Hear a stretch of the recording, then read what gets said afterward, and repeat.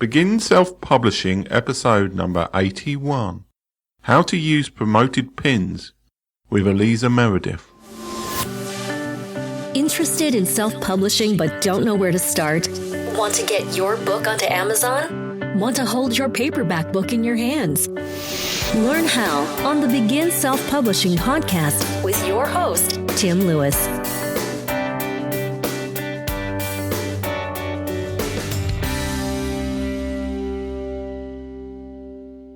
On today's show, I talked to Alisa Meredith, who is probably the global expert on promoted pins, which is Pinterest's new promoted advertising framework. As you may remember, I talked to Jeff C. in episode number 47 about how to use Pinterest to promote books. We talked a bit about the platform there. So if you haven't had a chance to listen to that episode, it's not a bad episode to listen to, unless you already use Pinterest as a platform, before listening to this show. So now over to the interview. Hello, Alisa, and welcome to the show. Hey, Tim. Thanks so much for having me. Well, obviously, I've had Jeff C. on the show to talk about Pinterest before. Right, and I'm highly offended that you had him first. Well, yes, I think you probably weren't available at that time or something. I'm sure that was it, yeah. Yeah. So we don't need to talk about Pinterest in itself, but you're obviously an expert in the new promoted pins, which is Pinterest's advertising option. What are promoted pins in Pinterest, and how are they different from normal pins? Well, you kind of answered your own question, Tim. They are the way that Pinterest serves up advertising. So a promoted pin, you think of promoted, you think about Facebook promoted posts, and promoted pins are different because you have a lot more targeting options, but as for how they're different from a regular pin, it's kind of hard to tell the difference. So if you're looking at your home feed or in your search results or really anywhere that promoted pins show up, the only thing you're going to really notice is it's going to say promoted by underneath the image. So, there are some rules that limit what you can do with promoted pins, but from a user standpoint, it's really hard to tell the difference. Okay, so do they appear also, they appear both in search and in the people's sort of Pinterest feed when they're looking through Pinterest? Yes, they do, and they also appear in the topic feed. So if you follow a certain topic, you can see promoted pins there as well. Okay. So if you're somebody promoting a book like a self-published author, yeah, how would they go about, what sort of strategies would you suggest for them in terms of using promoting pins to maybe promote their book? Well, I think that Pinterest is having a little bit of a challenge getting people to see Pinterest as a shopping platform. People are really using it more to save ideas for the future. So I have had a little bit of a struggle getting direct sales from promoted pins. I know that Pinterest publishes studies and reports of huge success with them, and so certainly a lot of people are having success. But I think, especially for your audience with authors, they're probably going to do better getting traffic to their websites and email signups from a promoted pin than they are going to get with the direct sales. Okay, so they might have, say, a link to their blog or maybe an image from the book or something like that people might pin. Is that more the way to go rather than buy here at, well, I don't think Pinterest has like Amazon promoted pins yet, does it? Well, you know what? Actually, it does have buyable pins. Yeah. So if you had a Shopify site for your book, you could do a buyable pin and then you can promote those.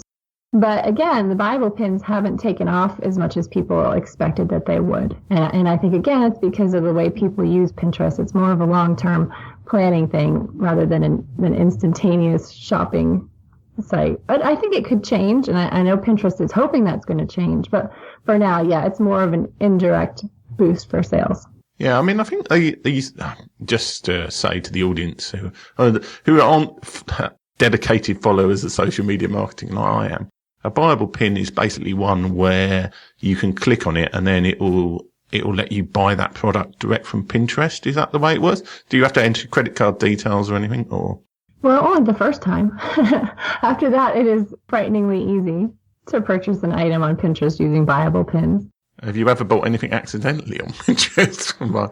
Accidentally, no. I just did it for scientific reasons to see how it worked. Yeah. Is it? That's only available in the US, I believe. It's certainly, I've never seen it on the UK Pinterest store. Yeah. Okay, so that makes sense because there's a lot of issues with taxation and stuff in the UK and the EU with online books. So probably why Pinterest haven't rolled it out here.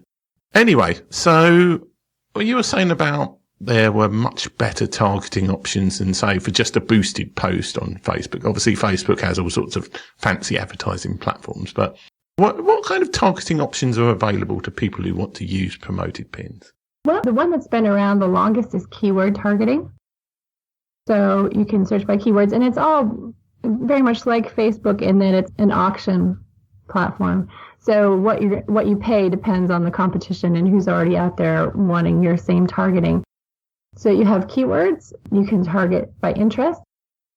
You can limit it by location. So you can choose from different UK, Canada, or US locations. You can limit it to gender. So you can do male, female, and unspecified. And it's funny, a lot of people will just do, let's say female, because, it's mostly women on Pinterest. But in the studies that I have read, men actually purchase more on Pinterest than women do. Not overall, but men are more likely to purchase than women are. So I suggest not limiting your targeting just to women, even if it's, say, a cashmere sweater or a book about fashion that you would think only women would want, but men buy things for women. So I suggest targeting that, and also unspecified. So if Pinterest can't tell if you're a male or female, they may not show that ad to you, but you may be looking to buy that book. So I have seen a lot of activity on the unspecified people. But the really cool stuff that's come out recently is that you can target based on your email list. So you can upload a list of your customers and your leads and target them in Pinterest. And then, of course, you can niche down. So if you have a group of people who are interested in finance, if you have that kind of segmentation to your list, you can just upload that, and then you can target your book on finance just to those people. It's pretty powerful. You can also do people who have engaged with a pin that goes to your website. So, Tim, if I pinned one of your blog posts and somebody interacted with my pin, but it goes to your website, you could still target them, even though it wasn't your pin. Yeah. Okay. Well, it's quite interesting. We've come back to the keywords thing. Now, is that keywords in terms of if somebody was searching in Pinterest? Obviously you're not going to know the internal workings of Pinterest smart feed, but would that not appear in people's smart feeds? Or would it only appear if people search for those particular keywords? How do you know how that works? How does the keyword targeting work as such? So keyword targeting, there are 2 billion searches a month on Pinterest, which is pretty astounding. I actually I made a chart about this because, the targeting does influence where your pins will show up. So let's see if I can find it. It's not intuitive. Okay, so your ads would actually appear in the home feed. Your ads are always going to appear in the home feed, which is good because that's where you get the best results. But it will also show up in the popular and everything feed, in categories, in searches, and in related pins. So when you do a close-up on a pin and underneath it has all these related pins, some of those are going to be promoted. So when you use keywords, it's going to show up in all those places. Oh, okay. So maybe it knows what people have searched for before, and that's how it works out who to put the promoted pins in terms of their feeds. Yeah, it's funny because, it's going to show up for people who, if people don't follow you, but they search for something that you've targeted in a promoted pin, that's when they're going to see your pin. Yeah, that makes sense. Yeah, and it's pretty cool because everything on Pinterest is based on action.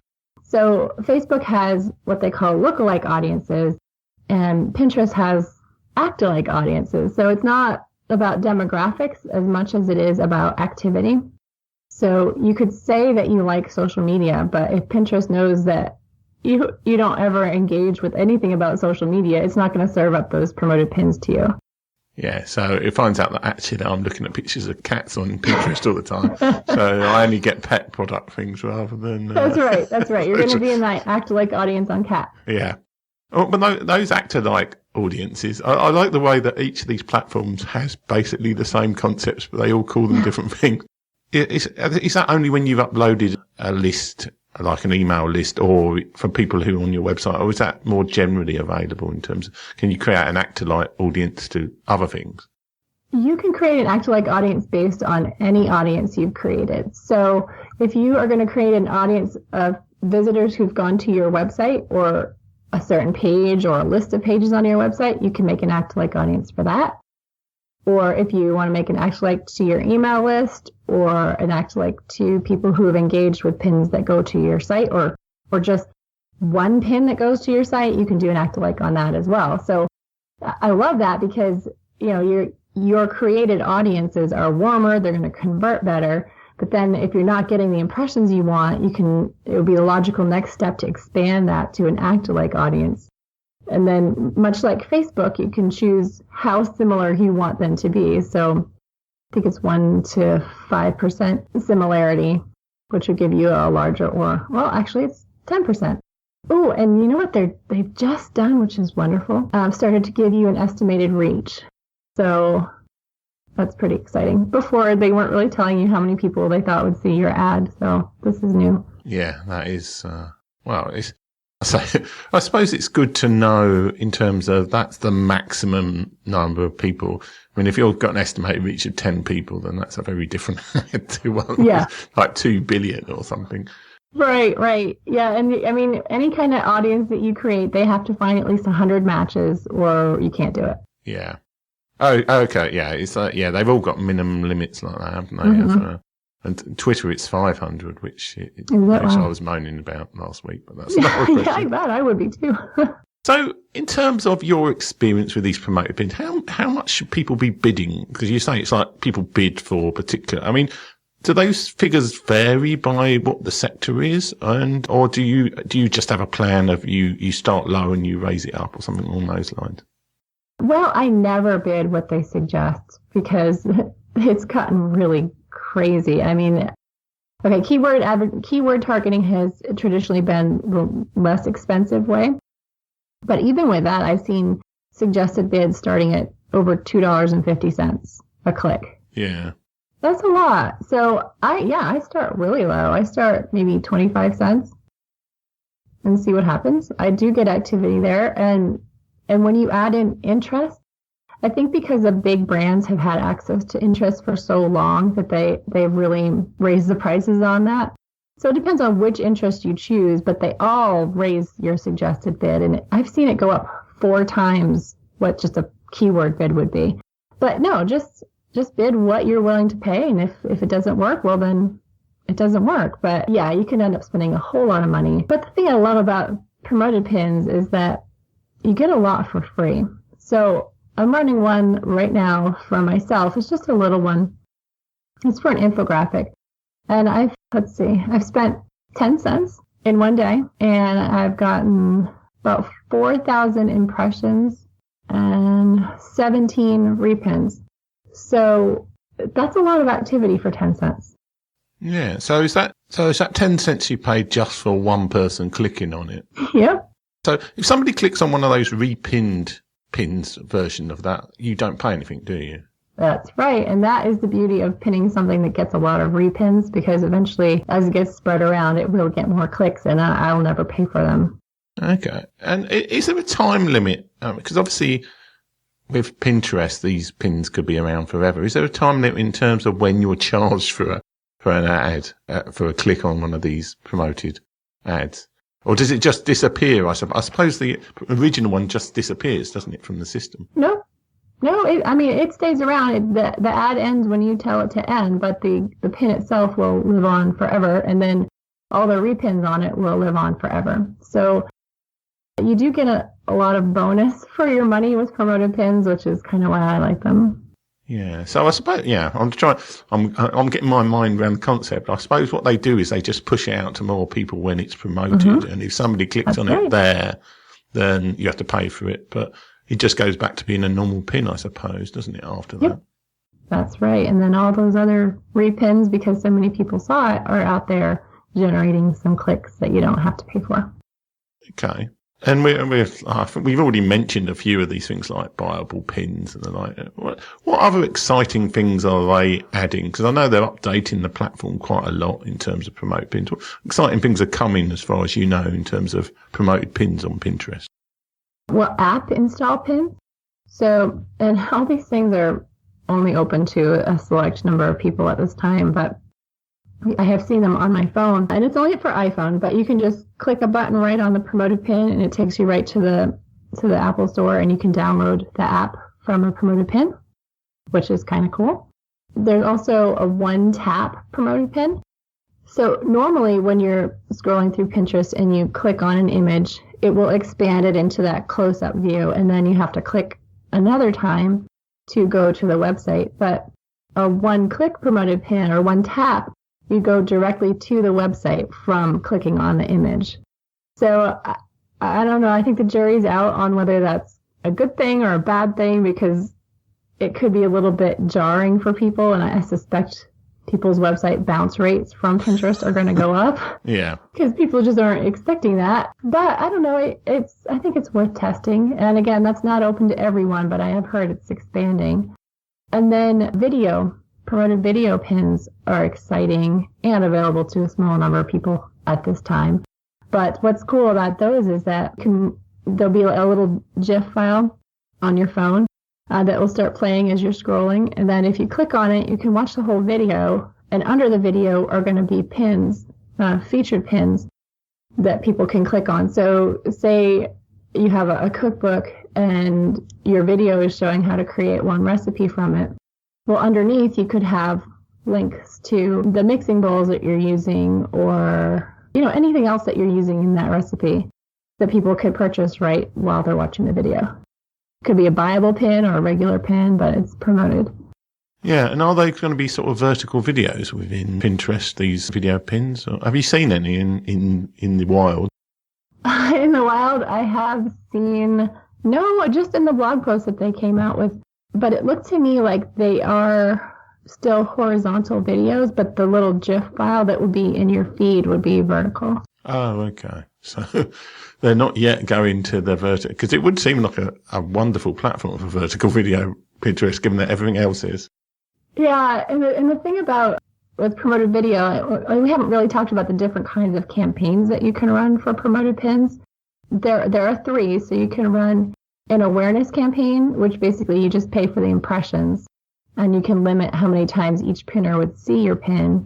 Or you could do an engagement campaign where you just pay for things like likes, repins, close-ups, and clicks. Or you could do a traffic campaign where you only pay for clicks to your website. And that is the only option I ever use. I have tried the others several times, and you just don't get as much for your money. It's, a huge difference in what you get. But for the promoted video, you're going to have to use the awareness campaign, so paying for impression. So, you recommend traffic then as the way to go? Yeah, it's funny because you think, awareness, it should be, per impression, it should be very reasonable, right? Yeah. So you think it would be cheap just to get your name out there, get people used to seeing your branding. But I ran 2 identical campaigns, a traffic and an awareness, and I ended up getting exponentially more impressions for less money than I did with traffic than I did for awareness. So even if your goal is awareness, traffic is still the way to go. Yeah, it's often the case that you're better off using a different objective to the one the platform tells you should be using on these things for cheaper prices. And I think that, they're kind of counting on us, assuming that would be the way to go. And again, I mean, that's something that the bigger brands have had access to for a long time. So it could be that they've just bid up their pricing on that so that we can't compete. I suppose the other thing, and I think you mentioned this before, but I know they took a long time to be available in the UK, promoted pins. I know they're available in the US. Is it also Canada? Is there anywhere else in the world where they're rolling it out, or is it just those 3? Just Canada. Just those 3. And I think part of the problem is that, they do review them all. And I know that they do manually because I've had some be rejected, and I've emailed back and forth a couple times with an actual human. So I think that it takes a lot of person power to make it happen. Okay. So that just about wraps up everything I wanted to talk to you about Promoted Pins. How can people find out about you and anything that you've got in terms of Promoted Pins material, either books or otherwise? Yeah, so my blog is alisameredith.com, and I do write an awful lot about Promoted Pins, some about Pinterest in general. But I do have an ebook on Promoted Pins, which is updated as often as it needs to be, which has been fairly often recently, as well as some free downloads. I have a Pinterest marketing checklist and also a Promoted Pins planner, which will help you kind of figure out the options you want to use before you get in there and start getting overwhelmed by all the choices you need to make. Okay, and how can people find you on social media and other places? On Twitter and Pinterest and Instagram, I am Alisa M. Meredith. So that's excitingly consistent. Different from most people. Yeah, and I love to get questions. Okay. Well, thanks very much for coming on the show today. That's been my pleasure. Thanks, Tim. Thanks for listening. If you enjoyed today's show, please stop by iTunes and rate and leave a review. This helps make the show more visible. For free resources, show notes, and other helpful content, join the community at beginselfpublishing.com.